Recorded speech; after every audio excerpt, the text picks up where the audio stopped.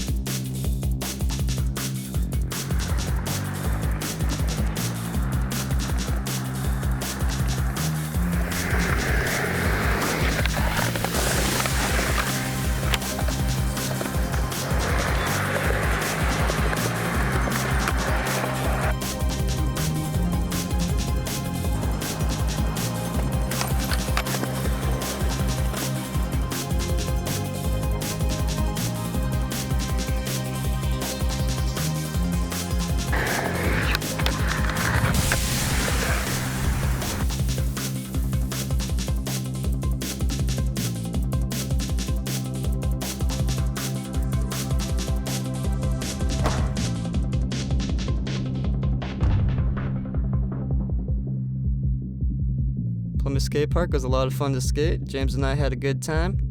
And when you leave the park, please make sure to leave gracefully. There we go.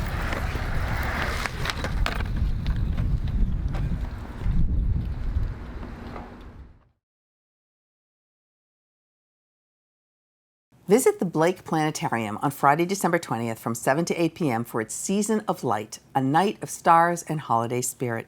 This popular show is an exploration of the astronomical meanings behind seasonal traditions and the fascination humans have with lighting up our lives during the holidays.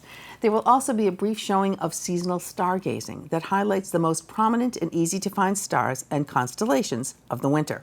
For tickets, visit the Blake Planetarium website. The Plymouth Winterfest is back. The third annual event will take place on Saturday, December 28th from 4 to 8 p.m. Main Street will be buzzing with free activities for all ages. We sat down with Plymouth Rocks Events President Mike Joshua to see what the organization has planned for this exciting outdoor celebration. We're so pleased to welcome on set today Mike Joshua, who is the Executive Director of Plymouth Rock Events. Welcome, Mike. Hello, thanks for having me. Thank you for being here. Can you tell our viewing audience what Plymouth Rocks Events does? It's a nonprofit foundation. Correct. How is it started? What do you do? Go. So I started Plymouth Rocks Events as a nonprofit to put on events and then share proceeds with local school music programs. Mm-hmm. I just feel like school music programs, that part of the arts is really getting left behind. And it's too bad, so I decided, well, maybe there's something I could do about that. I didn't know exactly what I was going to do, but my original thought was maybe some type of festival in Plymouth, whether it's a music festival, film festival, maybe the two together.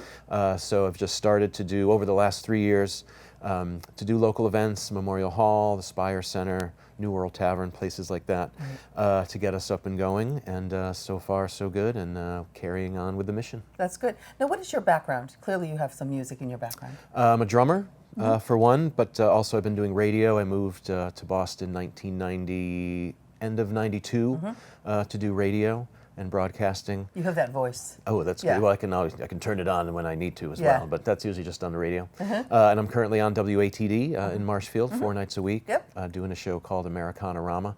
So it's all Yeah. connected still with the arts and music and Excellent. Now, today we're going to talk about Winterfest. yes. Now, talk about what it is, and I know it's Saturday, the 28th of December, from Correct. 4 to 8 p.m., and it's Yep. down in the downtown area. Yep. What happens? So we literally close off Main Street Yeah. from Memorial Hall to Leiden Street and have a winter carnival, basically. Okay. Family friendly, obviously. It's free to attend, which is big. So at Memorial Hall, we'll have a magic show going is on. inside. This is inside. yep. So there is an inside warm spot just in Yes. case it's too cold. Right. The big room is the warm spot. Yeah. So we'll have kids' activities, face painters, and magic shows going on there. Yeah. And then throughout the street, we'll have all kinds of face painters and bubble guys, and we have fire programs. These fire aerialists are Which amazing. were a and huge hit last they year. were a huge Yeah. hit last year, Yeah. and a lot of fun. We'll have a roving New Orleans-style jazz band going up and down the street. We have a drum line from the high school that's going to participate. We're working on getting a kids' coffee shop going on. Have a DJ. There's just all kinds of stuff happening on the street. It's and just a big party. It's a big party, a big free party Yep. for families. Right. Now, you also have a laser. Now, this thing was hugely successful last year. Yep. It's a Our- laser show, which Yep. is our laser light show. Yep. You really have to kind of see it to believe it. I've seen it a couple times now. It's just fantastic. Another thing that the kids love, but parents just sit there with their jaw and dropped as well. that's done on the green in front of the town hall. Yep, the green in front of the town hall. Okay. That's kind of the center of everything that's going on, Yeah. and that'll run. Everything will be timed, so the magic shows will be at this time, so you can catch the magic show and make it down for the first laser show. You Yep. get down to the other end of the street, and then there'll be another magic show that happens and another laser show. Oh, perfect. And then all the stuff on the street is just happening Right. around So the people clock. are encouraged to come from 4 to 8 p.m. Definitely. Absolutely, Yes. and then The whole span. and then obviously all the vendors, all the great restaurants. I was just going to say that they're all open. I They're all assume. open, Yep. absolutely. So we love to push the people into local businesses as well. Absolutely, and there's so many different venues down in that area for families to eat, for people if they want to have a cocktail or two. I mean, it just Yep, coffee, tea, just everything, just right, everything. Kids right. stuff, obviously. So it's great. And now, how many people do you expect, or in the past have you had? I guess in the past, this is my first year helping organize the event. It's in its third year. Last year, I guess they said between 4,000 and 5,000 Wow! showed up, which is fantastic. And this year, we're hoping for over 5,000. Oh, that's wonderful. And it's rain or shine. I was just going to say that no matter what the weather is, No matter what the weather is. Yep, you're still gonna I have know year one there was a little bit of snow, but everybody thought that was was beautiful. cool. It Yeah. added to it. Yeah. So again, yeah, if it was a little chilly last year, but I actually was the DJ last year, and got a little chilly here and there, but you just pop inside. There's so many places that That are are open. open. Exactly. You warm up, you come back Exactly. outside, you enjoy more of the entertainment. And it's a perfect opportunity for people to really check out all the different venues that are available down at the waterfront. Yep. That you might not, because you can go nice and slowly and take your time and walk along and see all the different restaurants, bars, et cetera, that are there and Yep. available. Absolutely, and you can just take your time and Have enjoy fun. everything that's Right. there. Yeah. Right. Now, if people want the actual rundown and more specifics, they can visit your website. Yeah, of course you can go to PlymouthRocksEvents.org, but also PlymouthWinterfest.org as well. Okay, and are you on Facebook too? Yep, Facebook Okay, also. perfect. All right, so Winterfest, it's from 4 to 8 p.m. on Saturday, the 28th of December, Yep. down at the center of town in Plymouth. It's just head to Main Street. You'll find us, You can't miss it. and parking's free now in Plymouth as well. So just is come great. down early, get a spot, and Yeah. enjoy the day. Excellent. Thank you so much. Thank you, Julie. Appreciate it. Yep. PAC TV is a proud partner of Plymouth 400 Inc. An international commemoration is a huge undertaking, and its success depends upon people, organizations, and businesses that work together to make it happen. Last week, Plymouth 400 celebrated a new partner coming on board. The local scene was there to capture the celebration and speak to Executive Director Michelle Pecoraro about the impact. Thank you, Eastern Bank! In this 400th anniversary year, we could not do all of the things that we have planned without the support of this community and the businesses as well in this community. We have so many partners. We have organizational partners, which are our nonprofits here in the town. We also have business partners, businesses that have been supporting us over time. We could not do this without you. This is your commemoration more than it is anybody else's. It really is, it belongs to the people of this community. As Michelle said, the 400th commemoration and its events are truly community-based. And this fall, many hands worked in unison to create Illuminate Thanksgiving 2019, a beautiful show of light, music, history, and a celebration of our ability to be that one small candle that can illuminate those around us. Here is a quick look at this inspiring event.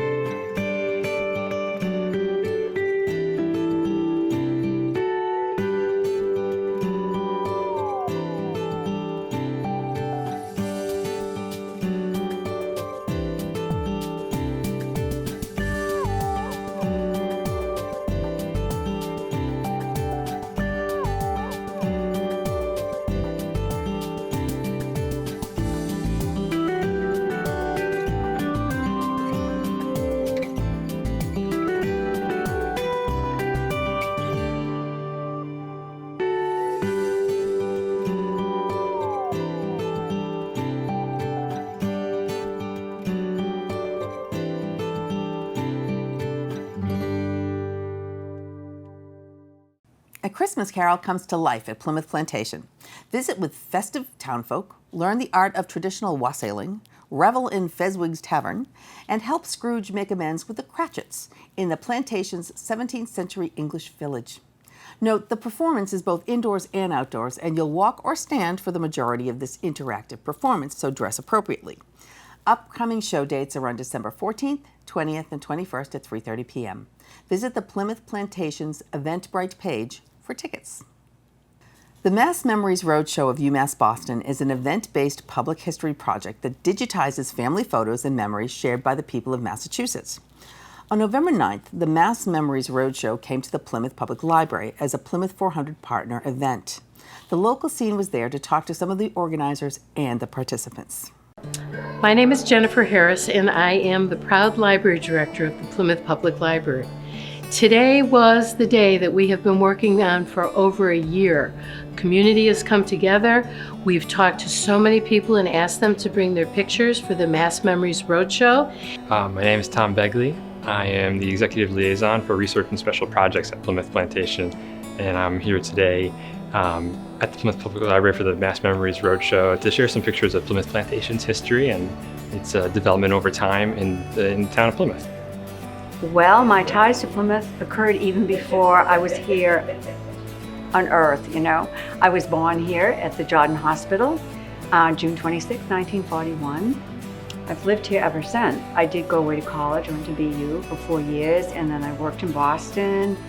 I worked in Europe for a year as a nurse, traveled and came back, got married and lived in the state of New Hampshire and Connecticut, and then by 1970, came back, have been here ever since, and probably will die here. I'm Cookie Zanaboni, and I am my full life Plymouthien. I call myself an endangered species. I was born here in 1943, and I taught kindergarten here for 30 years. Right. My name is Connie Miller-Horace. I was born and raised in Plymouth. I've lived here for 73 years. And I also worked in Plymouth. I was vice principal at the West Elementary School, and I retired in 2003. I'm Neil McMorris. I am a public history track first year grad student at UMass Boston. I just moved here from Jamaica, so really excited to visit Plymouth. Hi, I'm Marielle Gutierrez. I am originally from California, and I did also just move here to Massachusetts to go be a part of UMass Boston's Public History Master's program.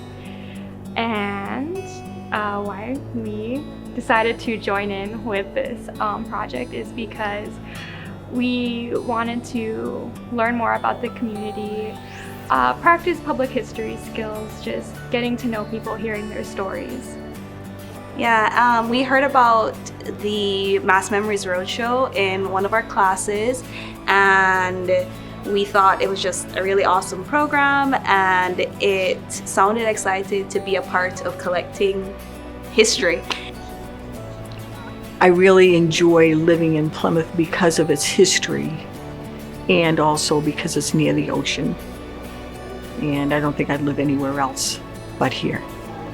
I am from Plymouth. I've lived here most of my life, and it's really exciting to see so many Plymouthians come out to support this project, to donate their pictures to the Mass Memories Roadshow, sharing their memories and what Plymouth means to them. I think that we all have our own stories and reasons why we're here, and to talk with people in the room and see what's going to be shared online, we'll get a better sense of where Plymouth is today. And so I just wanted to share one of the ones that I used, which of course is the beautiful front lawn of the library. And in particular, we also had the gardens are maintained by the Plymouth Garden Club, so they had put in some beautiful mums. So I wanted to catch us at this moment with this library. Now, other people have brought other pictures of the library when it was first built. We had the shovel ceremony, and then we tried to get some pictures from the old library on North Street. That's just from the library end. We are seeing pictures of local residents who have looked through their photo albums. They're bringing black and white gorgeous pictures. Richard Nixon's in one. I know that we've had other celebrities who have come here. There's families, people have taken pictures at the beach. It's been an incredible experience. So I brought 3 pictures today from Plymouth Plantation, showing the sort of 3 different aspects of what the museum does every day. The first one I brought was of Mayflower II's arrival in Plymouth Harbor in 1957. 25,000 people were on the shores that day. So it was this picture, you see everyone dotting the landscape. So it was a really exciting day, and hopefully everybody comes out for next May 2020 when the ship comes home again. I also brought a picture of the 17th century English village, where since 1959, Plymouth Plantation has been based at the Eel River campus. We started in 1947 at the Plymouth waterfront in Pilgrim Memorial State Park. But by 1959, the Hornblower family actually donated their family estate to the museum for the purposes of building a full-scale English village. So that's where we've been ever since. And I also shared a picture of the Wampanoag home site, which as we know it today was started in 1973. So it's kind of an older picture of the home site where we tell the stories of the Wampanoag people and the indigenous peoples of southern New England since the 17th century, or before the 17th century and to today. This is my first one, and that would be me going to kindergarten. It was a private kindergarten at the time because there were no kindergartens here in Plymouth. And I went to Miss Bostic's kindergarten. Little did I know that would be my career. So I started my career, as did many people here in Plymouth, at Nathaniel Morton, but it was called Plymouth Junior High and High School. Many years later, I ended up going there when it became an elementary school, and I taught kindergarten. Taught kindergarten there at the end of my career, 16 years.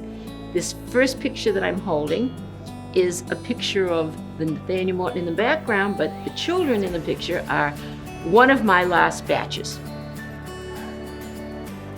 And you can see Lissa Resnick, who was my teacher aide. So Lissa and myself and one of my last batches, because I had an AM and a PM class. Here's the second group, my last batch. And if you can see what they're doing, they've got their fingers up and they're doing a cheer called the Wow, because they thought they were pretty wonderful, as did I. I had many such cheers that I used through the years. One of them, I would put my hands up and have a silent cheer And they would all laugh because, of course, my bracelets were anything but silent. I was very blessed to teach here in Plymouth. Wonderful parents, wonderful children. And then was time for my retirement. And I thought I would be so sad, when in fact I found out there is nothing better than retirement. It doesn't mean that I'm not still part of this community, because I am. I've been a town meeting member now for 25 years, very involved in the Plymouth 400, which I think the world of. I absolutely love my town, but there is nothing better than retirement. And this picture happens to be a dozen red roses my husband brought to me the day of my retirement at school, and hugged me and kissed me and then said, "These are rent-a-rose. They have to go back at the end of the day." That kind of explains to you what it's been like to be married to Paul Zanaboni all these years. Just plain fun. So I'll start with my first photo, and it's actually of my sister and myself. I'm the little girl to the right. Okay, I guess it'd be I won't say which, I'm the smaller one. Okay, I'm like age 3 and my sister's age 5. And why it's significant is when my sister was 7, she was killed. She was struck by a car. Someone threw her hat in the road, she went after it, and the car hit her. So from that time on, I was an only child. So the pictures that I have of my sister are quite precious. And this is I love our eyes in this picture of both of us. They're so clear, and sweet. Her name was Charlotte May Emond, E-M-O-N-D, and she was born on November 10th, 1938, and died January 10th, 1946. Okay. The next one I have is of my mom, and I love it. I just found this one. It is actually taken at the Sparrow House down in the basement where the Potters would work. The Sparrow House was bought in the 1930s by Miss Catherine Alden. In fact, the library has a big archival project on her here.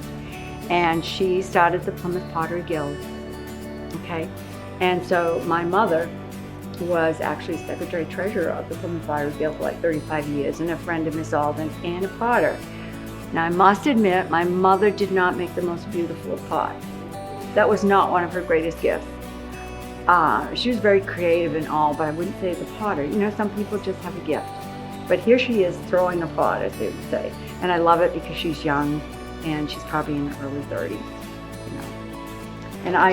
And this picture I chose because of my folks, again, Ferdy and Ruth Emond going out, probably 1948 or so, and they'd gone to Bert's Restaurant, which is no more. It was by Plymouth Beach, and it started out, Bert Booten built it. It was just a little clam shack, and then it evolved into a bar and a small restaurant. By the time they're going, it's a small restaurant, good food, and so I'm sure they were meeting friends, having a few drinks, and going for dinner. And I just thought the picture, their faces are really clear in this picture. That's why I liked it. I have other pictures, but they're further apart, or it's not so clear. So those are the pictures I chose. I think this project is important to preserve the history of those of us who have lived here for future generations. Honestly, all the stories I heard today are so different, diverse. It's just interesting to see what is important to them and how that connects to community, and I think it's just beautiful to see. So I worked for the morning on the scanning station, so I really got to see the images and then also hear kind of like the follow-up stories, because they got warmed up with Mario and then they came and like gave me the full background on the pictures. But they were just so passionate about these images, and I think it's exciting that people get this chance to be a part of a Plymouth history that is not just what we read about in the history books. We have a broad spectrum of people who live here, from the lifelong residents who've been here all their lives to new people coming in all the time. And we had a big influx of people coming in when the power plant was built. It's by the ocean, it has history, it's our hometown.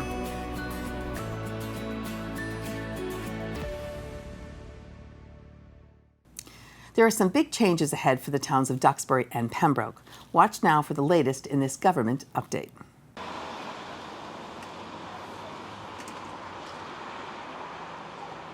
Home to many of Duxbury's commercial properties and historical buildings, Snug Harbor has long been one of the most popular spots on the South Shore. But its location puts Snug Harbor at an increased risk for coastal flooding, an issue the Metropolitan Area Planning Council sought to address at a recent community forum at the Duxbury Senior Center. Much of the area carries a 1% risk of flooding every year, with some sections expected to suffer a flooding event once every 30 years. The damage caused by Winter Storm Stella in March of 2017 and Winter Storm Riley the following year stood as only two of the most recent examples of Snug Harbor's vulnerability, made all the more troubling by a projected 8-inch rise in sea levels over the next decade. The council put forth a range of possible solutions to the issue, from fortifying the town's existing sea barriers to elevating buildings and infrastructure in the area. Case studies detailing measures taken by other regional communities to combat coastal flooding, such as New Bedford's hurricane barrier, were also presented. Instant polling conducted at the forum showed the importance residents placed on the businesses of Snug Harbor and a willingness to make significant financial investments to ensure the safety of the area. Meanwhile, in Pembroke, with the impending departure of Town Administrator Ed Thorne and the transition to a town manager-headed system of government, town officials held a forum to determine what sort of candidate residents want for the position, with Plymouth-based firm Community Paradigm enlisted to help ensure an impartial selection process. Massachusetts has experienced a nearly 50% turnover rate in town managers over the last 3 years, making the state a highly competitive market in the search to fill the position. When asked for their input regarding traits they'd like to see in a new town manager, residents said they wanted a candidate willing to challenge the status quo for the benefit of the town and urged the committee to consider fielding candidates with non-government backgrounds. Others expressed concerns about Pembroke's limited commercial base and hoped for a candidate who would work towards expanding it in a way consistent with the town's character. Steve Walsh of the Town Advisory Committee stressed the need for a manager with experience in handling budgets to help combat the town's mounting financial issues, while Susie Scholl of the School Committee expressed hopes that the Board of Selectmen would maintain involvement with the transition process once a candidate is chosen. Moving forward, the committee intends to begin fielding candidates in December, with the formal screening process starting in the new year. Reporting for PAC TV, I'm Keith Hughes. A bunch of other committees and commissions in the town. It seems like my wife is always saying, geez, if you join one more committee, it's... Changing into cozy new pajamas on a cold winter's night can mean not just warmth and comfort, but a feeling that someone cares. Connect to Clothes is a local business group organizing a pajama drive to benefit families suffering homelessness in our region. Called Pajamarama, this campaign provides 26 drop-off locations at businesses throughout Plymouth, Kingston, Duxbury, Pembroke, Norwell, and Sagamore Beach, where you can drop off your new and unworn donations of all sizes, which will be given to Plymouth Area Coalition for the Homeless for distribution to families in need. The need for warm pajamas is great for all age groups, but especially for teenagers, who often don't get the attention or donations from individuals and groups that younger children do. For a list of drop-off locations where you can make a difference this season, contact Cara Cipolo at the email below or visit the RE/MAX Spectrum Facebook page. Local Matters is a production of the local scene of PAC TV. If you'd like to watch the show again or explore other community stories, subscribe to our YouTube channel at The Local Scene. Like and follow us on Facebook and Instagram to keep updated on new content and the ways that we shine a light on you. Local Matters will be taking a brief hiatus, but we will have a new show for you on January 9th of the new year. From all of us at PAC TV, we wish you a joyous and safe holiday season, and we'll leave you with this quick trip through some of your local stories the local scene has covered in 2019. We'll see you in 2020.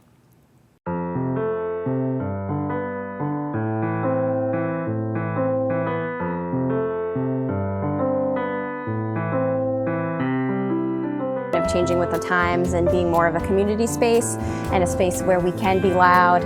And they say there are 3 loves in your life that you love for different reasons that turn the page. Which I understood. I agree. Yeah. Okay, go for it. What's your favorite library? My favorite library. Well, they're waiting for you to join them, and then remind ourselves that more love is okay.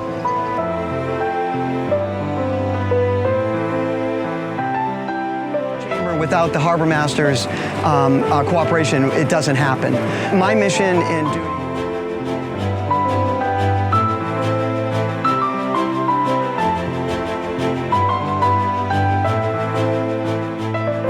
Once, as you said, Julie, I have 6 towns, and I would love to give every town 100% of my time. These stones tell the story of lives lived and lost. Marriage is, they don't understand what purple doorknob is, but they know it matters. Welcome to Local Matters, featuring the places, events, and people of our South Shore towns. At PAC TV, we're your neighbors.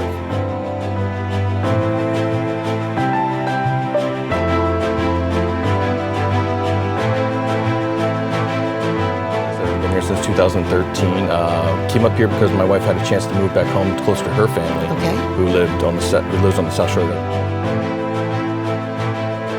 Checks when they shouldn't be. There are lots of different ways that people are running into. JR and I met locally, largely through the craft beer establishments like New World Tap.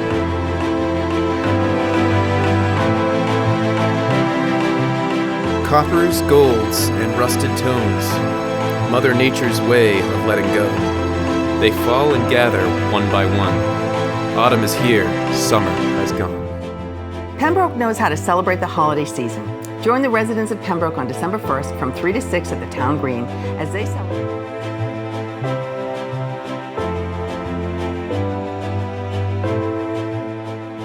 Elections. This is really fascinating. Yeah, so if you haven't had a chance to chat with Susan April, I would certainly recommend it.